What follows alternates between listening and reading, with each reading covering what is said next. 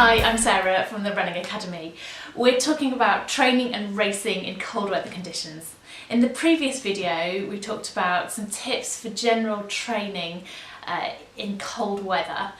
Now we're going to think about races and how you make sure that you look after yourself in cold conditions and make sure that you can still go and do those races.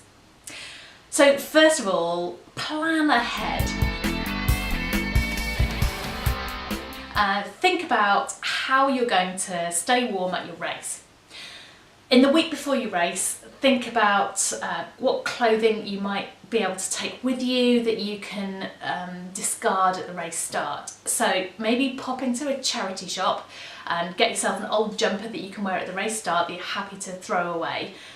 Often at race starts there will be people who collect up all the clothing that is discarded because so many people do it, and they'll recycle that clothing for charities. So if it's a big enough race, then that's likely to happen anyway. You might have some old clothing anyway, bottom of a drawer, that you're happy to wear at the race start and then discard once you set off.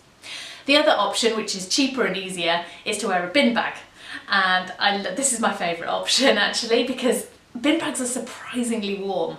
They trap air inside them, and in my case, if you're small enough, they can come quite far down your legs, as far as your knees. The trick with them is to avoid cutting big holes in them. So just cut a hole that's big enough to fit your head through, not a huge wide gap, but just big enough to pull over your head.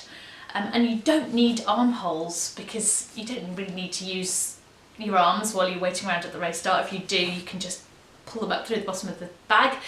But if you avoid having armholes, then you're trapping the air more effectively inside the bag. As soon as you're ready to set off, it's easier to discard than anything else, so I definitely recommend those. Even if you're wearing old clothing as well, it's a good extra layer to have over the top.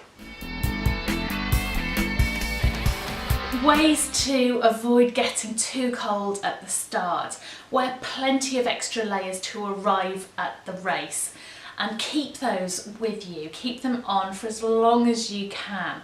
So wear them to queue up for the toilet and try to get into the toilet queue as soon as you arrive at the race start, before those queues get too long, so that you're not standing still for ages.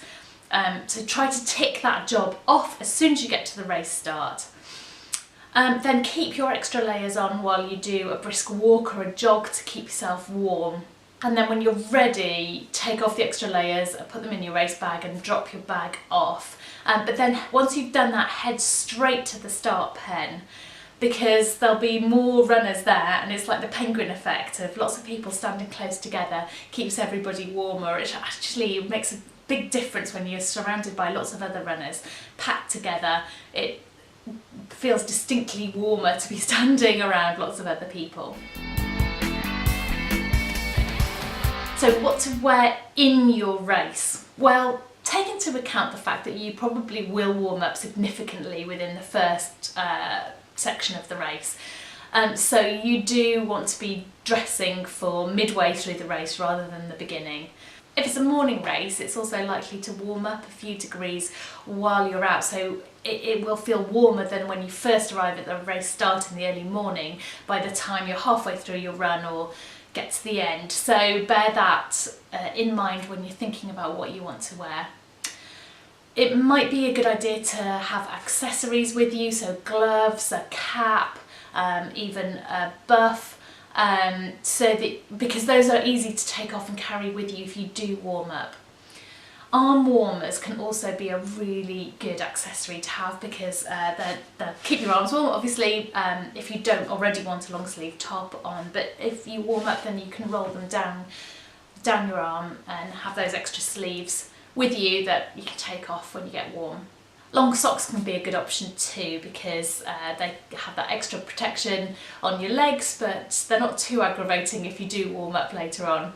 If you have supporters with you who are likely to be out on the route somewhere, that might provide you with a good drop-off place, so you might want to plan to wear more at the beginning of the race and be able to drop off something, gloves or hat, or even an extra layer with your supporters once you've warmed up.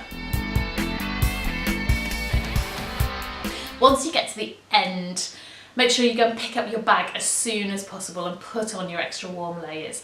If it's possible to change out of wet clothes, then try to do that somewhere. It's not always easy to do, but if you can get some dry, warm clothes on, then you're less likely to experience real cold.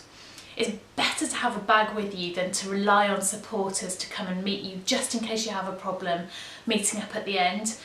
You can be more self-reliant by having your clothes there in your bag and you can go and pick them up yourself. If there's a place to find a hot drink, then do that. That's a really good way to warm up quickly from the inside and makes a big difference. After that, try to avoid hanging around for too long at the end of the race. Try to get yourself into a warm, dry place and get home as soon as you can, rather than waiting around where your body temperature is likely to drop. So go out there and enjoy it, and don't be too deterred by the weather. You can still do it. It's fine. Go and enjoy yourself, and good luck.